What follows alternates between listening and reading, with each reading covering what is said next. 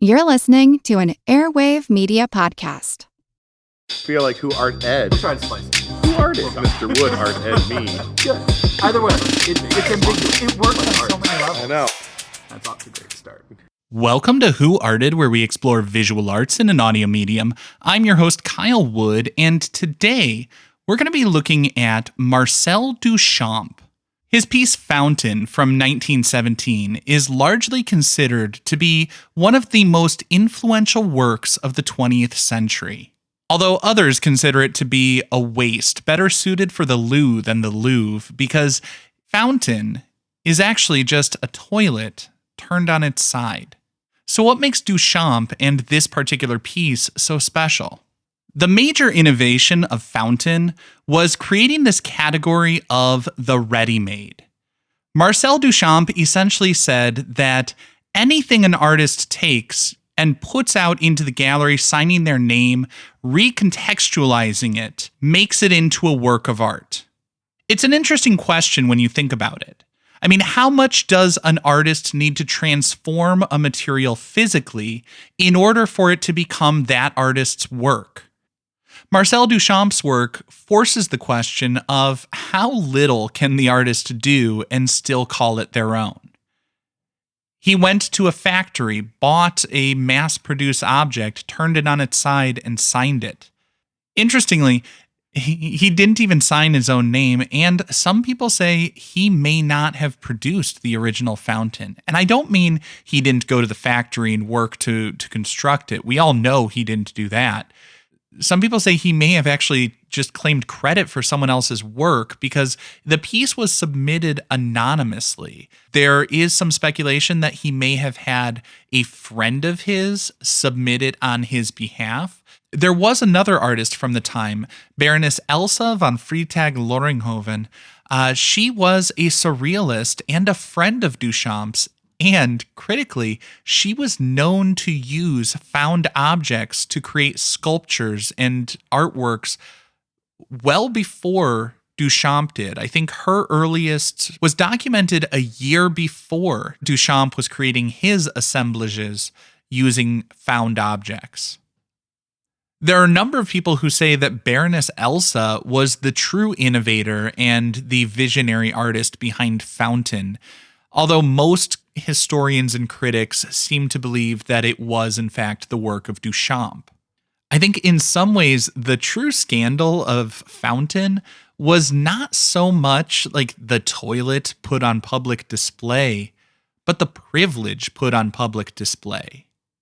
Marcel Duchamp was putting out what he considered to be the most offensive and vulgar work to draw attention and saying that it was valid simply because it was his.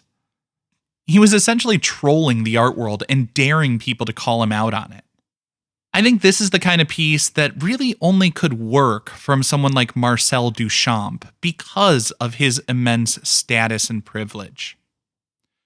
Marcel Duchamp was born in France in 1887, and he came from an artistic family. His grandfather was an artist, his 3 siblings went on to become successful artists, but despite all of his connections in the art world, I mean, he sat on the board of the Society of Independent Artists, he created Society Anonyme, he advised people like Peggy Guggenheim, the directors of MoMA, on their collections. But he always liked to portray himself as a rebel and an outsider. He really built his name by courting controversy. I think the first big controversy he drummed up came from his work Nude Descending a Staircase 2. I think the thing I find really funny about this one is when we hear that the title of the piece is Nude Descending a Staircase 2 and that it was taken out of the gallery, and we think, oh, early 20th century, people are going to be offended by the nudity or something like that. But actually, it was the descending a staircase part that they had a problem with.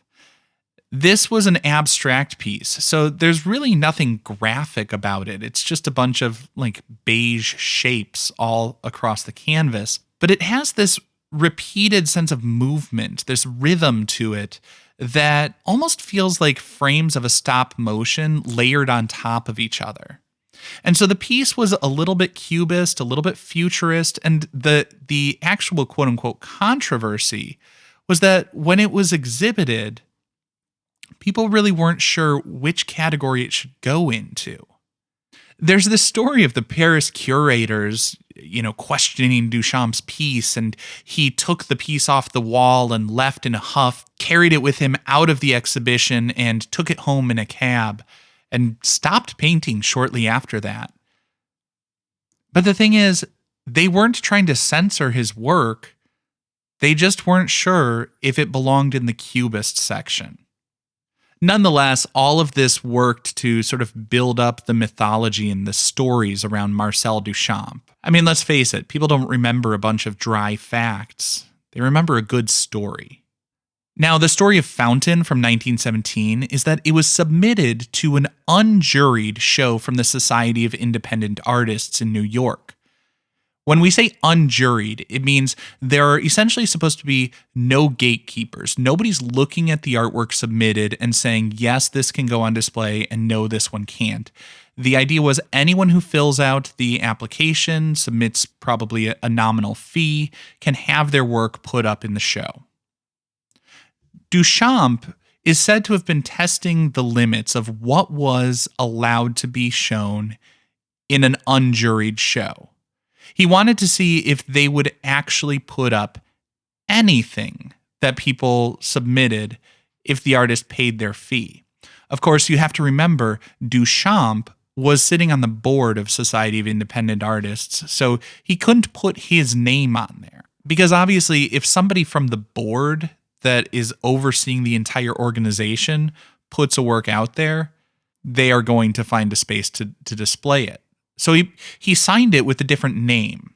The R. Mutt is said to have been possibly a reference to Mutt and Jeff Comics, because Marcel Duchamp got his start actually supporting himself by selling cartoons that he made. He was a comic lover, and Mutt and Jeff were popular at that time. Of course, there are other theories that the Mutt may have been a reference to the Mott plumbing company that had produced the fixture.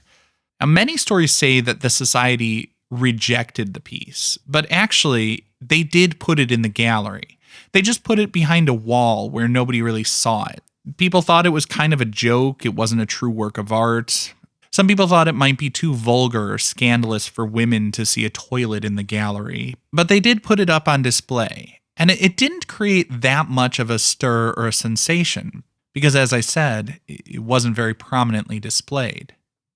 The original is said to have been destroyed, but of course, Marcel Duchamp brought along his friend, the famed photographer Alfred Stieglitz, to document that piece.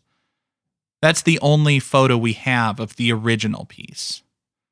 But then, as the stories of the piece being censored, pulled from display, smashed with a sledgehammer, all of that sort of stuff, it starts to generate this buzz.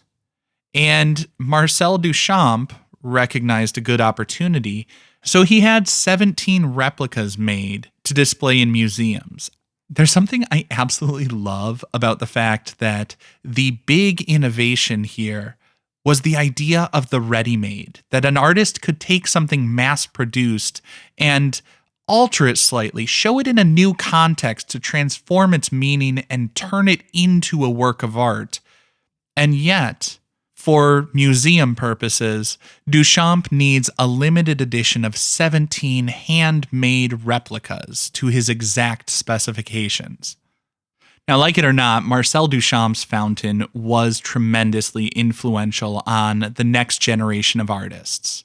He centered the idea and the creativity in the artistic mindset as the definitive aspect of art rather than the craftsmanship and the construction of the actual piece. Duchamp said that any object could become a work of art simply because an artist says it is. Because the idea is to question at what point materials become a work of art. We don't feel like artists need to make their own paints or canvas. They don't need to dig their own clay from the ground. But where do we draw the line as far as what is acceptable to simply buy and what must an artist make? How much must the artist be physically engaged in the process of creating? Duchamp was grappling with these questions 100 years ago, and I feel like they're becoming newly relevant as AI has come onto the scene. If I take a string of words and put them into a computer and then AI generates an image, is the computer simply a tool that I, as the artist, am using to execute my vision based on my words? Or is the AI becoming an artist itself? It really becomes difficult to separate art from the process of creation. Perhaps that's why so many 20th century artists saw Marcel Duchamp's fountain and thought, while the artistic process can involve all sorts of tools, the idea is the art. This concludes this week's episode of Who Arted, part of the Airwave Media Podcast Network. If you found this tolerable, please leave a rating or review on your favorite podcast app. You can find images of the work being discussed this week and every week on social media at Who Arted Podcast on Twitter, Instagram, and TikTok, and of course on the website whoartedpodcast.com. Podcast done.